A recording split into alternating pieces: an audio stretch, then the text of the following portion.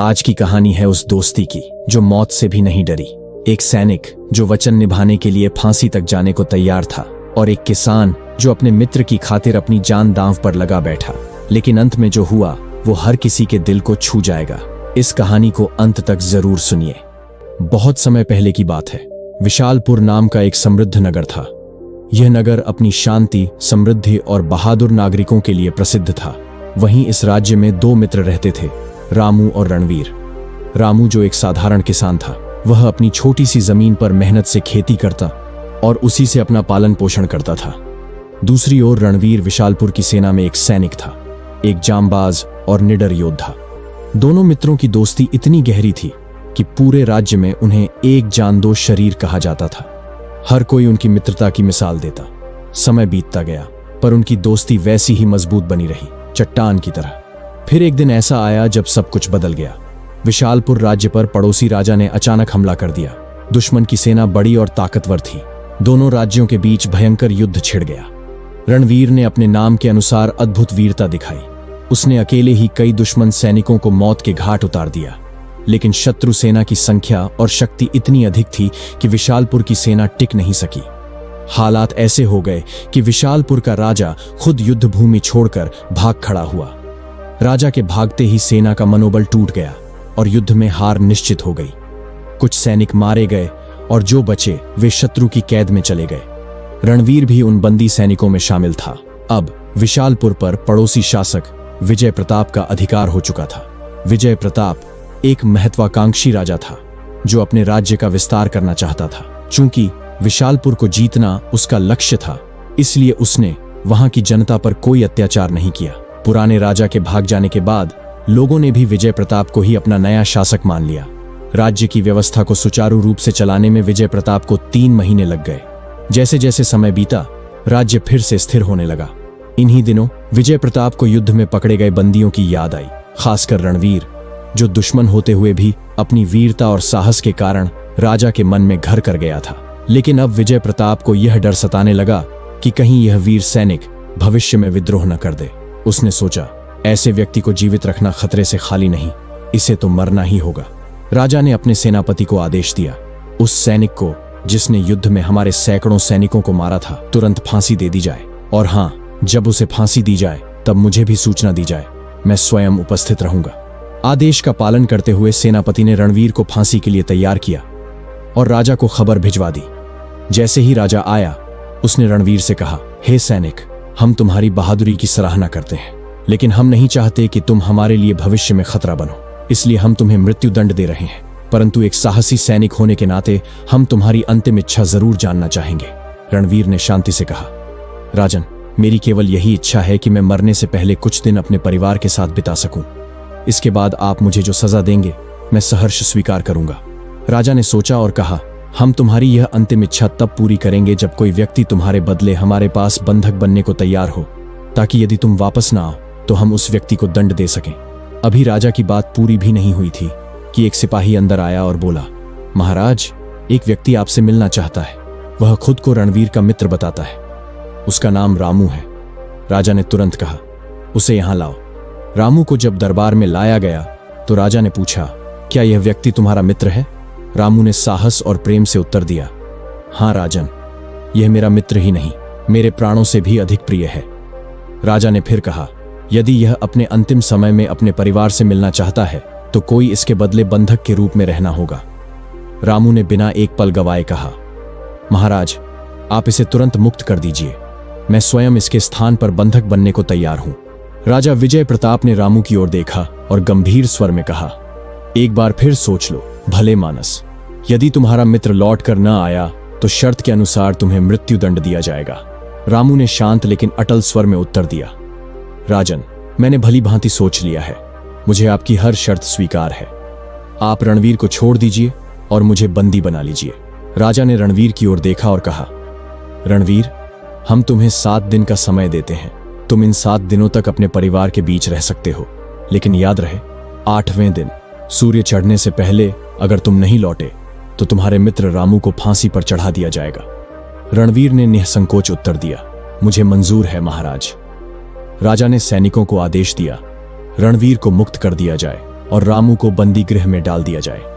जैसे ही रणवीर को आजादी मिली, उसने दौड़कर अपने मित्र को गले से लगा लिया। आंखें नम थीं, परंतु हृदय दृढ़। रणवीर ने कहा, मेरे सच्चे मित्र, चिंता मत करना, मैं 7वें दिन सूर्य उगने से पहले लौट आऊंगा। रामू मुस्कुराया और बोला, लेकिन मित्र, मैं तो ईश्वर से यही प्रार्थना करूंगा कि तुम कभी वापस ना आओ। तुम्हारे परिवार को तुम्हारी जरूरत है और मुझे अपनी मौत से कोई डर नहीं। इसके बाद दोनों मित्रों ने विदा ली। रामू को बंदी गृह में ले जाया गया और रणवीर राजा द्वारा दिए गए घोड़े पर सवार होकर अपने गांव की ओर चल पड़ा। रणवीर जब अपने घर पहुंचा तो उसकी पत्नी और बच्चे उसे देखकर फूले नहीं समाये। रणवीर ने अपनी पत्नी को पूरी सच्चाई बता दी। सुनते ही पत्नी की मुस्कान फीकी पड़ गई, चेहरे की रौनक उदासी में बदल गई। पत्नी बोली, स्वामी, मैं जानती हूं आपने जो किया वो सही है, पर एक बात कहूं, क्या जरूरी है कि आप लौटें ही? आपका मित्र अविवाहित है, उसके पीछे कोई नहीं। अगर वह फांसी पर चढ़ भी गया तो किसी को विशेष दुख नहीं होगा। रणवीर क्रोध से उबल पड़ा, मूर्ख स्त्री, आइंदा ऐसी घिनौनी बात जुबान पर मत लाना। मैं केवल तुम्हारा पति नहीं, उसका मित्र भी हूं। मैं अपने मित्र से विश्वासघात नहीं कर सकता, चाहे मुझे उसकी कीमत अपनी जान देकर चुकानी पड़े। पत्नी सिर झुकाकर बोली, क्षमा कीजिए स्वामी, मुझसे भूल हो गई। समय बीतता गया। रणवीर ने अपनी हर जिम्मेदारी निपटानी शुरू कर दी। जमीन जायदाद का बंटवारा, कर्जों का हिसाब किताब और बच्चों के भविष्य की चिंता। दिन दर दिन वह इस तैयारी में इतना उलझ गया कि समय का ध्यान ही नहीं रहा। पत्नी ने भी जानबूझकर उसे दिन की गिनती याद नहीं दिलाई। 7वां दिन चुपचाप बीत गया। 8वें दिन सुबह जब रणवीर की आंख खुली तो उसे राजा की चेतावनी याद आई।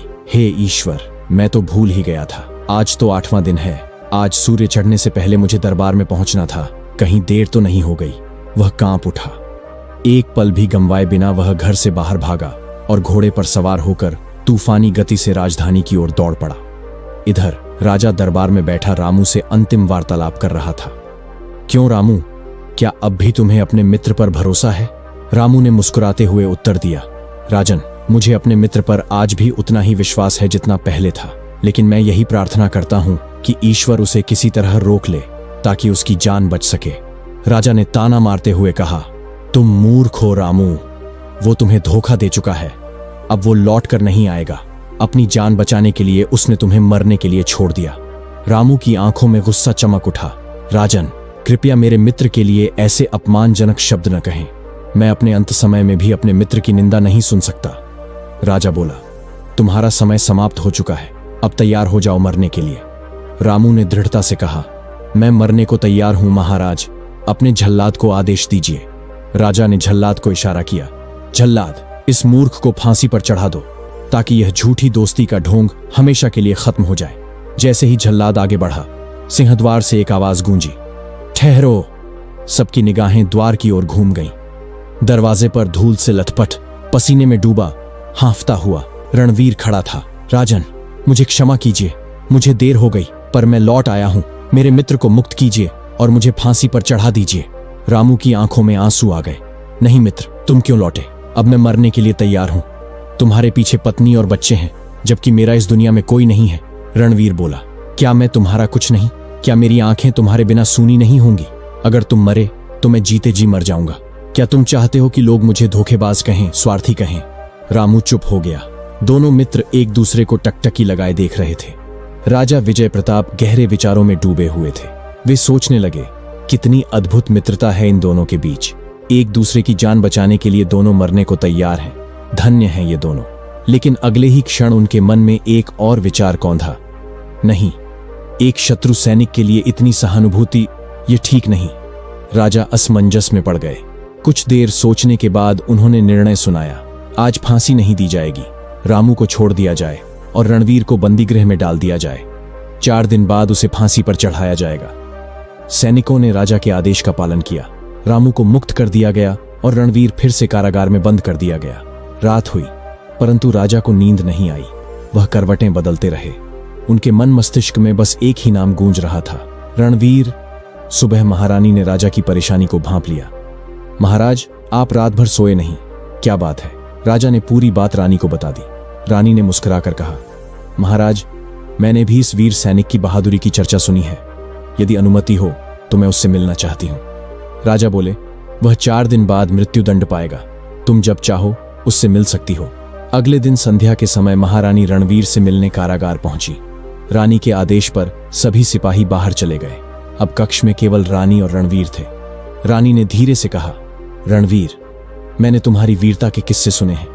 हम तुम्हारे साहस का सम्मान करते हैं। यदि तुम चाहो तो अभी भी बच सकते हो।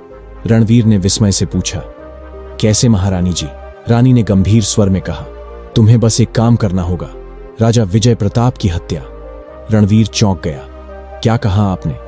रानी ने आगे कहा, मैं उन्हें हटाकर राज्य की बागडोर अपने हाथ में लेना चाहती हूं। फिर मैं अपने प्रेमी राजा सूर्यकर्ण से विवाह करूंगी और तुम्हें सेनापति बना दूंगी। फिर उसने बताया कि राजा जब हर महीने कुलदेवी के मंदिर अकेले जाते हैं, वह समय सबसे उचित होगा। रणवीर स्तब्ध रह गया। कुछ पल चुप रहकर बोला, नहीं महारानी जी, मैं ऐसा घृणित कार्य नहीं कर सकता। रानी ने तीखे स्वर में पूछा, पर क्यों? विजय प्रताप तो तुम्हारे शत्रु हैं। रणवीर ने विनम्र लेकिन दृढ़ स्वर में उत्तर दिया, वो मेरे शत्रु तब तक थे जब तक मैं रणभूमि में था, अब नहीं। 3 कारण हैं। पहला, अगर वे चाहते तो युद्ध के बाद मुझे मार सकते थे, लेकिन उन्होंने दया दिखाई और मुझे जीवन दान दिया। उनका अन्न खाकर मैं उनके साथ नमक हरामी नहीं कर सकता। दूसरा, उन्होंने मेरी अंतिम इच्छा का सम्मान किया और मुझे अपने परिवार से मिलने का अवसर दिया। तीसरा, अब विशालपुर की प्रजा ने उन्हें अपना राजा स्वीकार कर लिया है। उनका वध करना अब देशद्रोह होगा, इसलिए आप मुझे क्षमा करें, मैं ऐसा नहीं कर सकता। तभी अचानक कारागार के द्वार खुले।